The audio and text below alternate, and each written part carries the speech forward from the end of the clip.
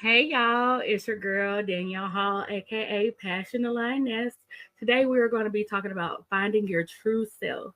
And I'm going to start you off with a poem. And this is called Me. Me.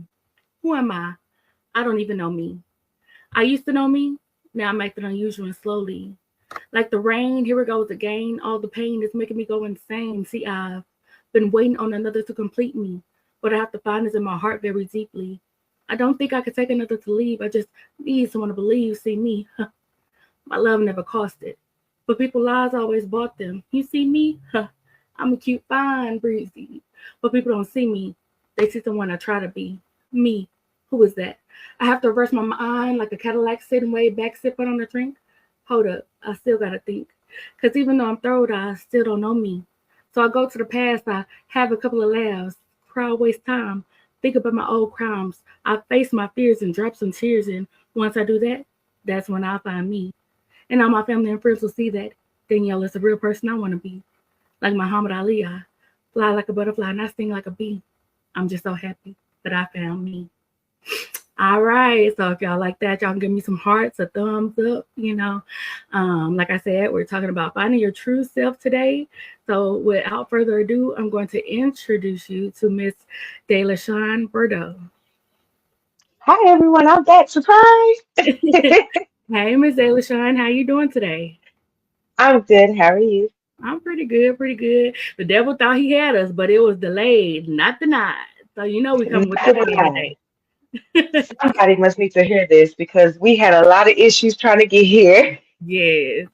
So tell me a bit about your brand and what it's all about, what you stand for. Give me the tea.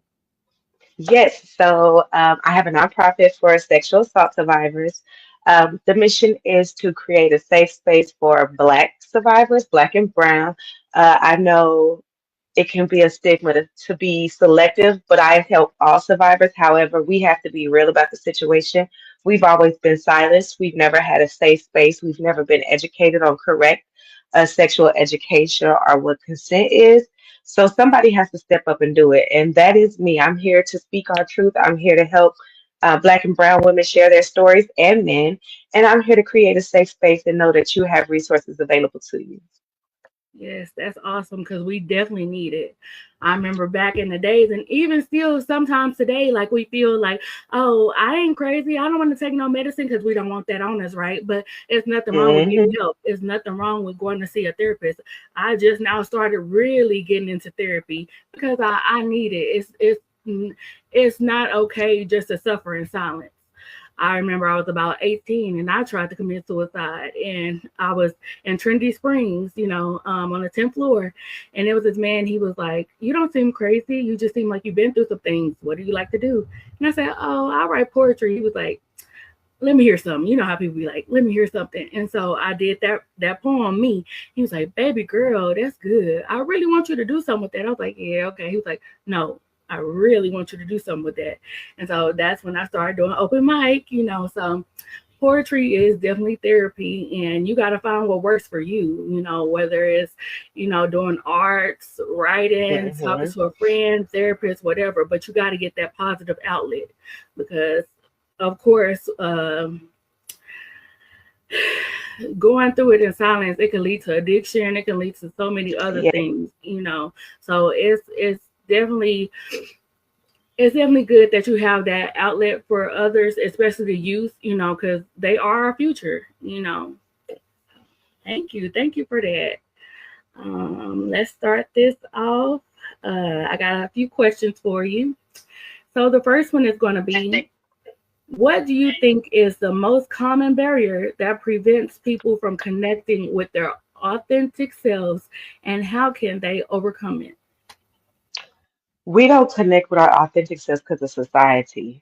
Um, there's so many issues that society has with us that I think a lot of us live in fear of being who we really are. It's the fear of being judged, the fear of being ridiculed for being yourself. They have a problem with the color of your skin. They have a problem with the way you dress. They have a problem with who you love. It's just so many societal issues that keep us from being our true self. And if we are really honest, the integration of social media how has allowed us to be even more faker than what we were prior to then, because we can put on a mask and live a different identity to the world compared to who we really are behind closed doors. That's so true. That's like, that is I think that's one of the things I'm starting to feel like I'm overcoming. I could tell you I'm very open about who I am, but even when it came to no longer drinking, I had to really just look at it as who and how is it affecting me. I couldn't be worried about what society may say. I can't be worried about what's going to happen when I go out and hang out and drink, and I can't be worried about those things, because ultimately, how is it affecting me? Right. And you're right. I have to sit down a little bit more now. I can't go to every brunch. I can't go hang out at every party because it's a little bit tougher. But when I'm trying to find me, I would rather know me behind the mask of the alcohol. I would rather y'all know me. Yes, I have an organization. Yes, I'm here to try to save the world and help the people.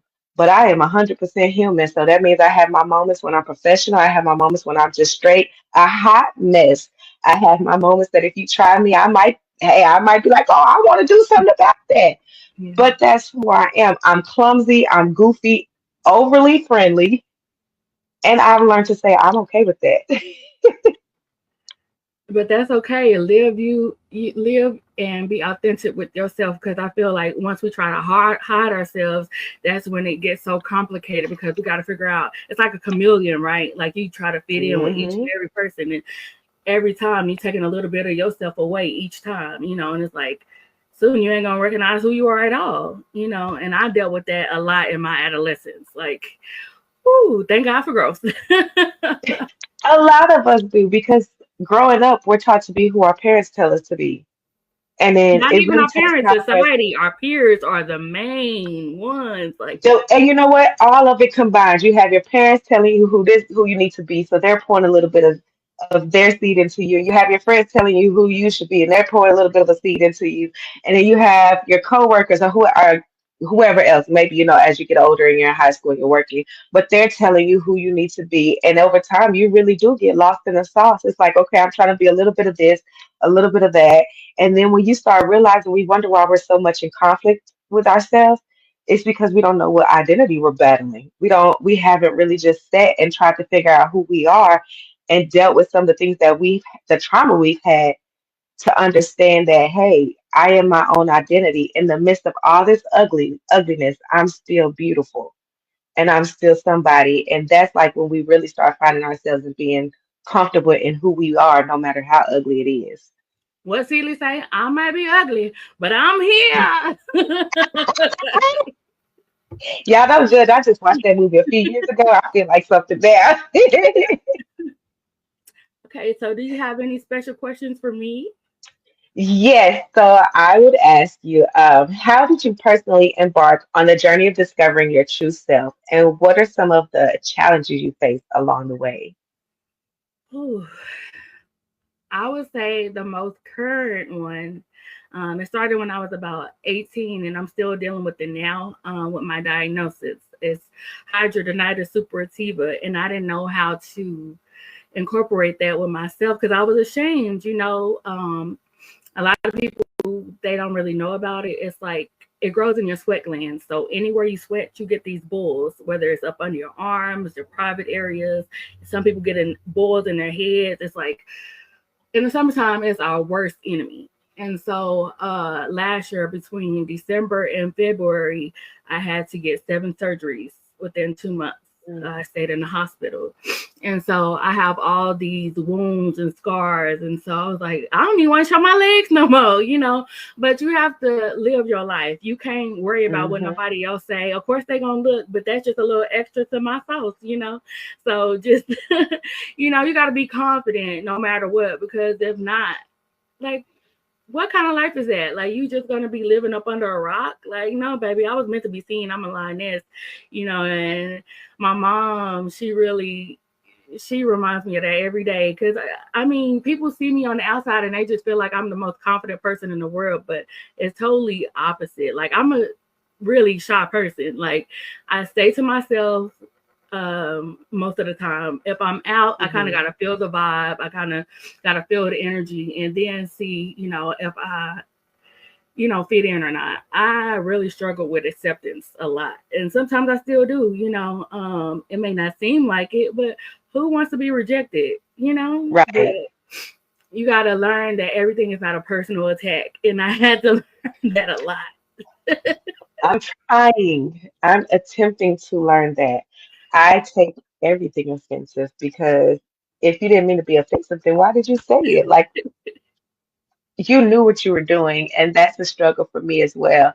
Uh, but I have learned to kind of calm down and take it in for a minute, give myself about a second or two and see how I'm feeling then, and then be like, okay, this isn't a personal attack. This is a situation I can actually work on because I can tell you now, my reactions are horrible at times. Um, what Drake says, 0 to 100, like real quick. I mean, like real quick. And so I know I don't. I know how I am. And when people would say that, like, oh, we don't feel like we can talk to you. We can't say anything to you without you just going there. After a while, I was like, for one, I'm tired of people saying that. For two, I'm tired of the way my body feels when I start getting there because before we get to that point to where we're going to explode, we feel it. You feel it all in your chest, and you're like, okay, hold on. Some people legs shake, whatever it is, you know when you're getting to that point.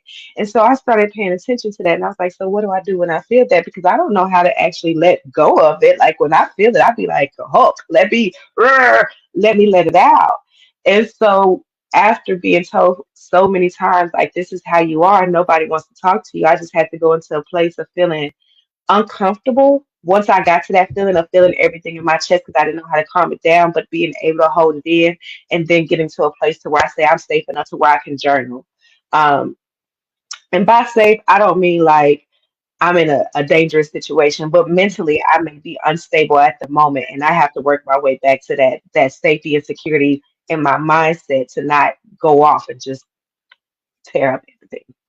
I ain't gonna lie though, God's still working on me because I'm like fight or flight. It's like if it's somebody I really love, I'll just shut down because I know like I can say something that's gonna be really really bad or you know you know so it's fight or flight. But I feel like most of the time it feel like it's an attack. But you don't want it to feel that way, especially when it's people that Hmm. you love and you really care for. So it's like, how do I get my point across without being just like, "Arr," like, and especially when like people say I'm dramatic, and I know I can be a little much at times. So it's just like finding your triggers and knowing how to handle them. That's what I'm working on currently in therapy. But I do see the growth. I do see the growth. Whereas um in my younger years, I'll just go at it, not even thinking about it. Just like you Hmm. offended me, let's go. And now Right. I'm just like, okay, remove myself, take a minute to process and come back to it. Now, I will say this, a lot of people tend to say I'm dramatic as well. But when it comes to dramatic, I always say I'm not dramatic, I'm more passionate. I might be really enthused about that situation. And if I feel like you're not listening to me, then yeah, my voice is probably going to go up a few octaves. But even within, I think there is a balance in our drama. Um, what is enough and what is too much? At what point do we go from being dramatic to just downright ignorant and showing a fool, acting a fool for attention? You know what I'm saying? Mm. So I would say that that's part of it too, because everybody, especially us ladies, we all have a little drama in us because really we just want to be seen, we want to be heard. It's not looking for attention or anything like that, but our voices are often silenced. And so we kind of go out of our way to be seen and heard because we feel like we're constantly fighting to have our voice seen. I can't get it out, voice seen and heard. So for me, I feel like yes, we might be dramatic. That's just in our nature, but at the same time, there are levels to the drama. Are you going to be, dramatic and know how to kind of calm yourself down and get back to who you are? Or are you going to be an explosive dramatic that when you're done, we might need a whole new house, car, and everything else that comes with it? Right. Right. I get that. Okay. So, what I got for you now? Um, In your experience, how does embracing imperfections play a role in personal growth and discovering one's true purpose? It's simple. You're going to be imperfect. We strive for perfection, but absolutely no one is perfect at all. There's not one of us.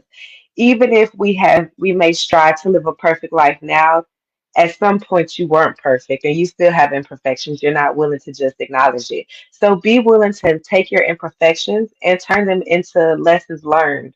Okay, my imperfections caused this to happen. So maybe I'll use myself. I struggle sometimes with time. So maybe my struggle is time. Then what I can do is I might have to plan earlier. I might have to set that time a little bit earlier because it's an imperfection. But what I don't want is that imperfection to hurt my purpose, which means because I'm not showing up to my events and things that I need to on time, I'm not able to help the people that need to be helped. So I have to learn that throughout over time to change that imperfection because while I may not be perfect in forever, I can at least strive each day to be perfect in different areas. And so I think it's important to look at that. None of us are going to be forever perfect, even though people like to live like they are. But how can you figure out what your imperfections are, turn them into lessons, and then use those lessons to turn them into your purpose and make your purpose successful? Because that's the thing in life, everything is a lesson and a blessing, and I had to learn that over the years because I'll be like, Lord, why? Like, I don't understand. But you got to figure out, like, why did you go through that? And what is He teaching you Hmm. in order for you to learn from that experience? Either it's teaching you what you don't want or it's teaching you what you do want.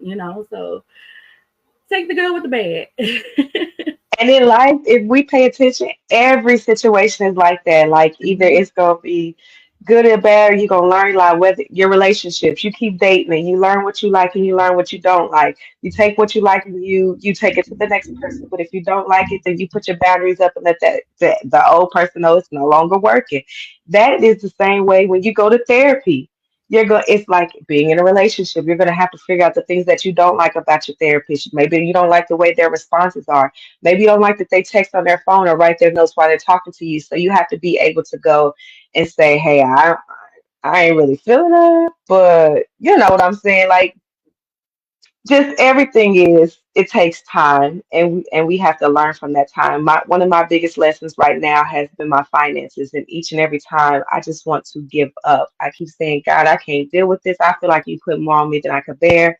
But then I look at my journal because the part people say manifest, manifest, manifest, but they never talk about this part. How do you manifest when things don't even look like it's going your way? Mhm. And so that is one of my things in my Bible is to be, I mean, in my journal of things I would like to accomplish is to be debt free. Well, in order for me to be debt free, I have to go through these constant lessons of my finances because I keep messing up. My imperfections are showing me what I need to correct so that I can get to that end journey. Yeah, that's good. That's good right there. Look, I be going through some stuff over here. Look, no, you hitting it on the head right there. Cause ooh, baby, life be life for real. But It do, but it seems like it's constant. one thing I can say, even though I might not have the funds, God always provide what I need. I will say that. Yes. And you got to have faith. When you can't tell where it's coming from, you just got to have faith that God, as long as I'm doing what God told me to do, at some way He's going to make it. He's going to make a way. I be sitting at home. I have these events, and I be like, Lord, I know these events are for me to help people, but God, I want more people to come out because I feel like I have a bigger word, and I just be crying and sad, and oh, I can't understand. But I'm like, you know what, God, as long as I keep doing what you told me to do and keep walking in your way and in your will, you're going to bring what I need and you're going to continue to provide. It might not be immediate, but over time, God's going to make a way that even I didn't expect Him to make. Hmm. That's fact. Okay, so what's my next question? Look, I'm ready. This is my favorite question. How can someone begin the process of self-reflection if they are lost or disconnected from who they truly are? I suggest therapy because that's the only way like I was able to like truly see deep within because a lot of stuff I can't speak for nobody else, but me personally, I blocked it out. I'm the type I'll just Hmm. rather like look forward and just act like not necessarily act like it didn't happen, but sometimes like I literally generally forget, like because I didn't like removed it from my mind because like I don't even want to think about it. Like Right. if I'm done with you, you no longer exist in my world. Like who? Your Honor, I do not know that man. I'm sorry, but sometimes you got to go back and you got to deal deep within and see why you act the way you act because it could be manifesting as Hmm. something else. So Oh, yeah. that is so true. Oh, that is so true. When we don't deal with our trauma, our suppressed trauma, it comes out in ways you'll never expect. And then I always say it, y'all be thinking that woman at work just bitter and angry. No, she got some stuff she ain't dealing with and don't want to tell y'all about. She's Mhm. hurting. These people that are in the world today that are just they're not losing their mind, their trauma is starting to surface, and because we have swept mental health under the rug for so long, we're kind of, I would say, we're backpedaling trying to catch up for from someone who's been in the race years ahead of us. Mhm. It's a lot of work that has to be done, and the issue is we don't have enough people to do the work because it feels as if it's us against them. And when I say us against them, I don't mean color wise, I mean us against society. At what point does society acknowledge that there have been a lot of people who've been traumatized? And trauma didn't just start from now, it started from generations ago. And because no one was ever taught how to heal that trauma, it continued and it continued and it was swept under the rug. And I mean all trauma, not just one, but all trauma is swept under the rug. We don't talk about how we feel after divorce. We don't talk about how we feel after we have an abortion. We don't talk about how we feel when we're broke or lost our job. There's a lot of hidden secrets not spoken about. And so these people, especially today, these people are dealing with trauma from the past, and that trauma is also affecting the present because they're adding more trauma to them, and now they're suppressing the old trauma as they try to deal with the new trauma, and it gets to become so overwhelming and so much that you have no choice but to react. And then you look up, and this person told you to just simply shut up, and you just shot them in the head because you released the wrong way because you didn't go get that help. And I would say to the people who say, well, I can't afford therapy, you can find yourself even without therapy. Start journaling, like Danielle said. There are other forms of therapy, whether it's poetry, dancing, working out, any type of painting, whatever it Kickboxing. is that you do. Oh yes, kickboxing. Yeah, I have taken a boxing class. You come go run. If you ever need something, go run. But there's other things to do. You just have to be consistent in doing it. And I've also found like journaling, if I just start writing and writing and writing, I tend to learn a little bit more about myself because when I'm journaling, I don't journal off a topic all the time. I allow myself free time to journal. And then when I free time journal, it literally, whatever comes in my head first is where I start. Where I end can be somewhere completely different. I might start with my relationship, and by the time I'm done, I'm talking about how I hated somebody from fifth grade because I didn't even realize Baby. how what they said was bothering me. So start somewhere, and just figure out how to start figuring out who you are, whether you have money or not. That's not an excuse. There's always something you can do to figure out who you are deep down. That's true.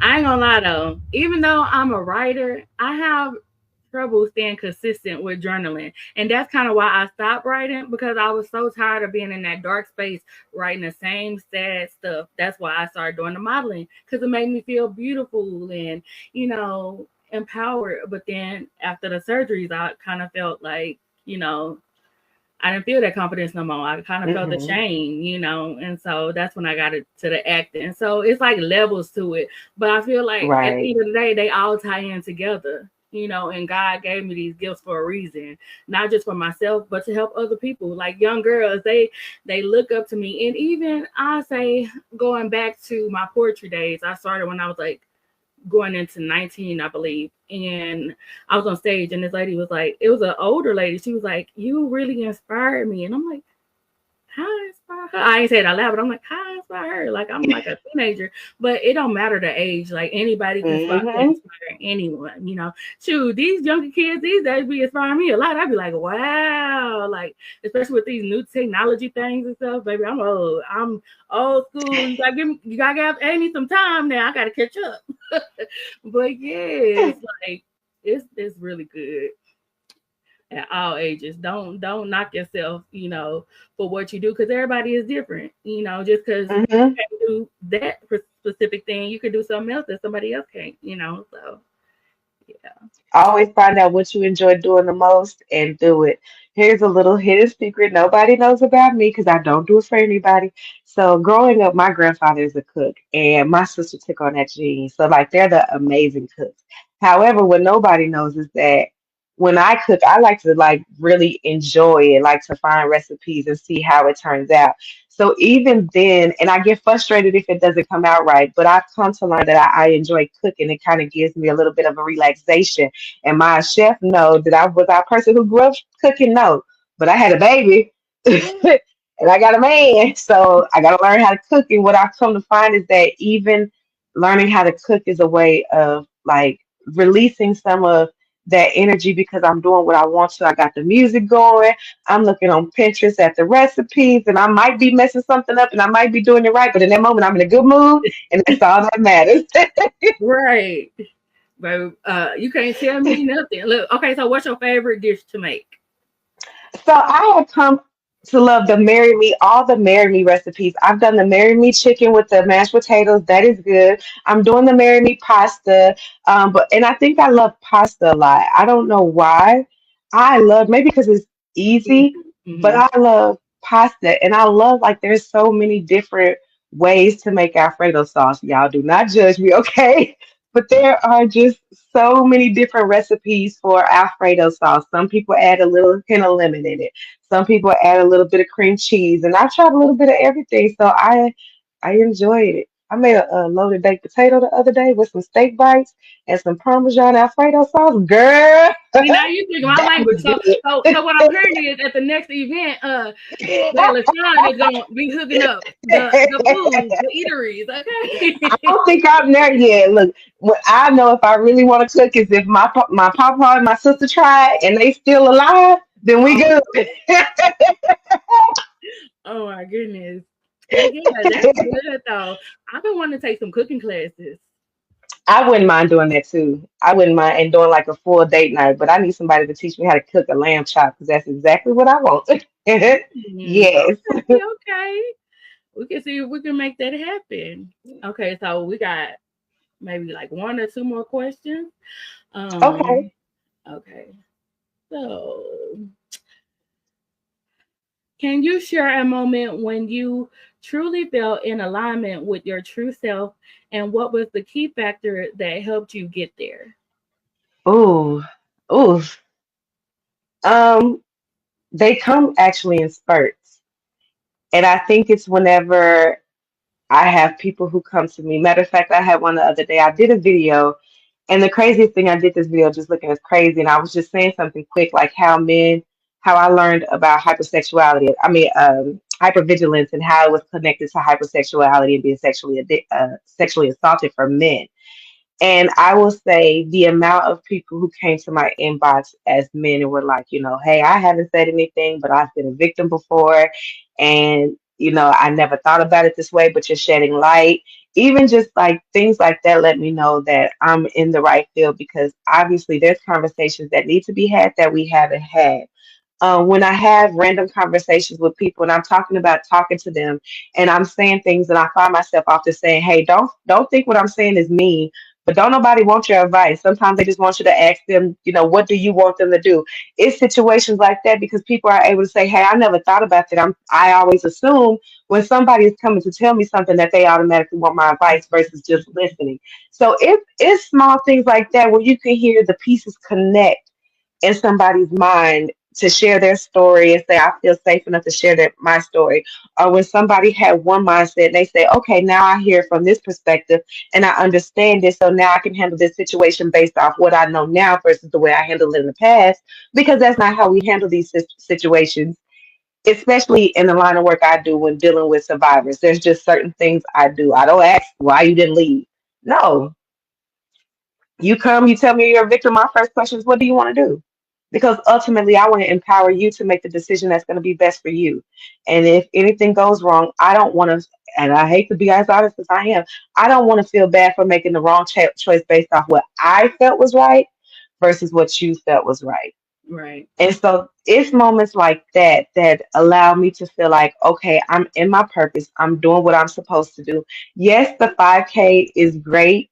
Um, but I can't lie, when you're dealing with something like a 5K and you don't have a committee yet, as happy as I'm going to be, people will tell you that came last year, I'm going to cry, but I can't fully take in the moment of the impact as I can where I'm in a smaller setting and I'm having a conversation or I'm educating somebody or one on one. And I prefer an impact over the amount of people that come or over the amount of people that are just there to spectate and have a good time. I need that impact because my purpose is tied to the impact that I make because the impact is what helps change, if that makes sense. Yeah, it definitely does.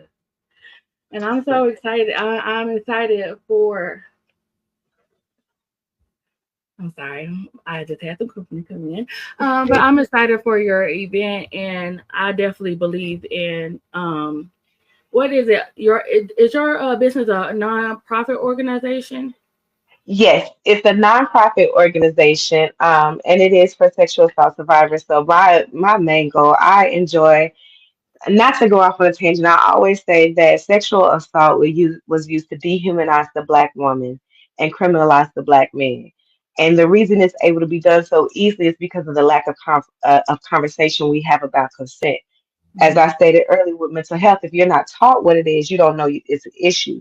Well, the same with sexual assault. If you didn't know you were being sexually assaulted, then how do you know it's an issue?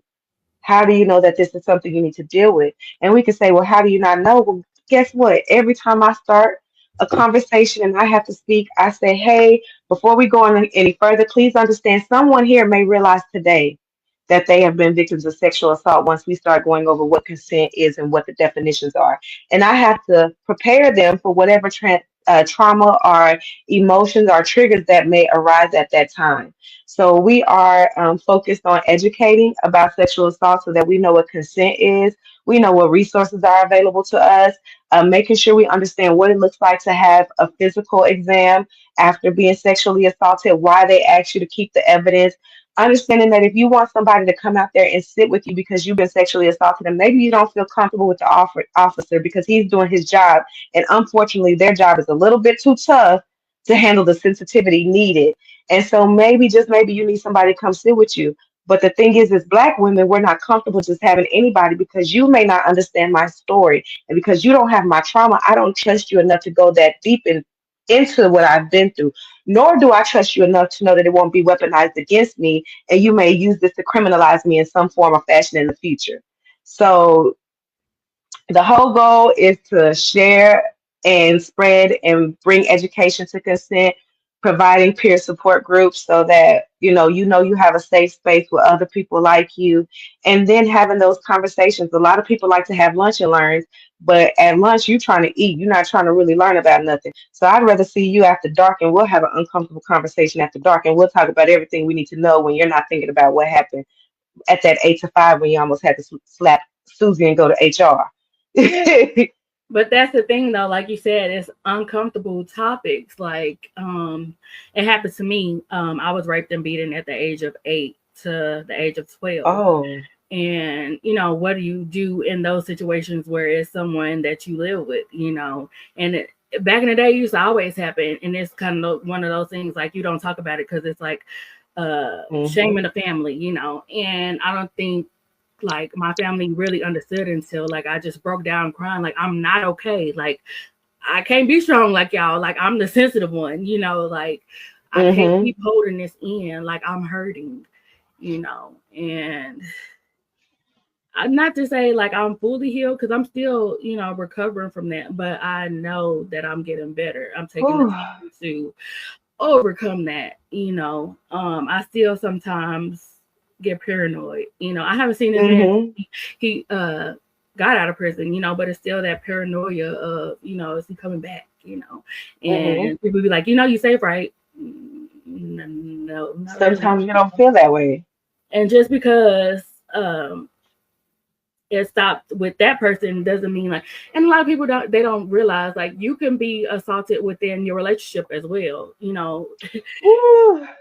That's Hold another on, I'm about to go thing. get my statistics for you, girl. I'm about to go get these statistics for you. Like if I say no, even though we're in a relationship, you should still respect my boundaries. But a lot of times we put up with it because who else gonna deal with us? Who else gonna love us? Shoot, love yourself. You know what I'm saying? And I struggle with that a Right. long time. People be like, love yourself. What does that really mean? What does that entail? But until you get to deep down into yourself, truly figuring out who you are, you won't be able to, you know. And so that's a beautiful thing about spending time with yourself and knowing who you are, what you like. Because if you look at me now, you'll never know, but it was always about the other people. Like, what do you like? They'd be like, well, what do you? I don't know. What do you like? Like Yes. it may sound silly, but it happens a lot. And I was that person. I was always that giver, and I never really was able to receive. And then it started getting to me. I'm like, well, dang, I'm doing all this. When am I gonna get my flowers? Literally, because baby, I love flowers, and I think it was a birthday, and I told my mama and my man at the time, I was like, I want some flowers, and they ain't give me no flowers, baby. Talk about dramatic. I had a whole I breakdown, would have been mad too, because wait a minute. but I would have been mad. you I gotta start wanted to doing those things for share. yourself. Yes, yes. And I learned that when I was single, if I started dating myself, that's why I hated the conversation about what's too expensive. And I would always say I'm not going to go to some place that I can afford to take myself at, that I'm probably going to go to by myself anyways, because I mean, them by myself dates be dope. I can eat what I want to, I can do what I want to. If I want to scroll, I can scroll. If I want to sit there in silence and look special, I can do that. And so I just used to be like, what? What are you saying? So I did want to say share this with you about I heard you say about the statistics that like well they didn't know about the being an intimate partner. That is one conversation that I've been having. And so one statistic is an average of 24 people per minute are victims of rape, physical violence, or stalking by an intimate partner in the United States. More than 12 million women and men over the course of a single year. So 24 people per minute, and that's by intimate partners. So when I hear people who say, well, why did they stay? Well, because guess what? Stalking doesn't stop because you leave. Right. And so some people feel afraid, and so they do what they think is best. So they stay because I don't want you to stalk me and harm me, or because my finances are tied to you, or my children are tied to you. And so now I have to worry about if my children are going to be safe. And so, yes, knowing that um, intimate partner sexual assault is real is a conversation also that needs to be dug deep into, because just because that's your boo don't mean you automatically got consent. Mm-hmm.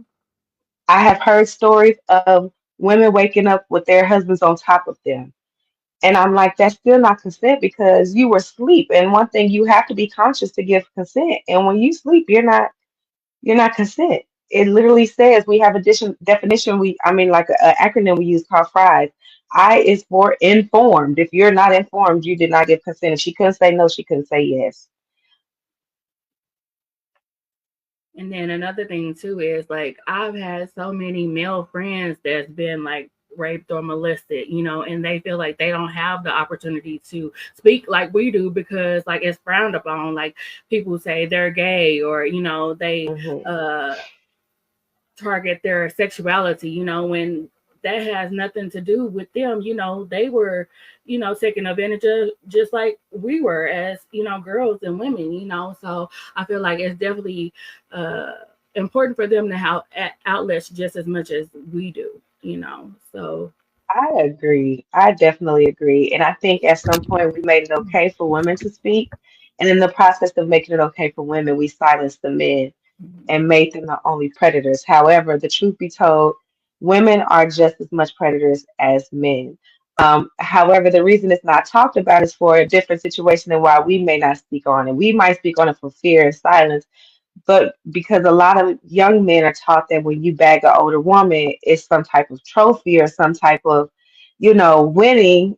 and you're doing the right thing. But what we're not telling them is when you're exposed to sex too early and your mind's not ready to accept what's going on, and your body's not able to and ready and fully developed to accept what's going on, then at that time you begin to crave things that you shouldn't.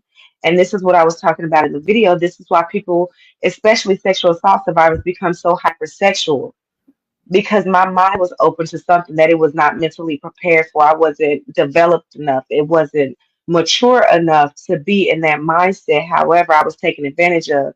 And because they had me giving oral sex or whatever it is, I'm trying to scratch an itch that I can't even find, because that itch should not have been, or you should not have been scratched that early in the first place. Let's say that. So yes, and I would love for men to start speaking out. We have our June Uncomfortable Conversations After Dark, and that is solely focused on men speaking out. And I'm trying to find us somewhere where we can go and have the conversation. But it's very important for me to have that conversation right now because it is swept under the rug. And there's a lot of men who are starting to deal with this mentally, and they're finally starting to speak up, but they don't know where to go and say anything without being weaponized or without being judged. Exactly. Well, I definitely enjoyed this conversation. It was very Me too. informative. Hopefully in the future we can do this again. I know we will see each other at the 5K. I know you kind of touched briefly on that, but can you tell the people a little bit more about that and where they can find your events, if you have a website and things of that nature? Yes. So April is Sexual Assault Awareness Month. Please join us. We have a lot going on. Starting April 8th.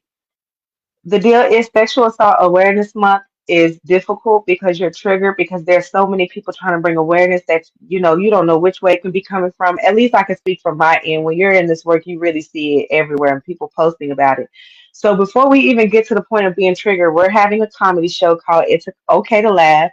It's a benefit comedy show. We have an amazing lineup.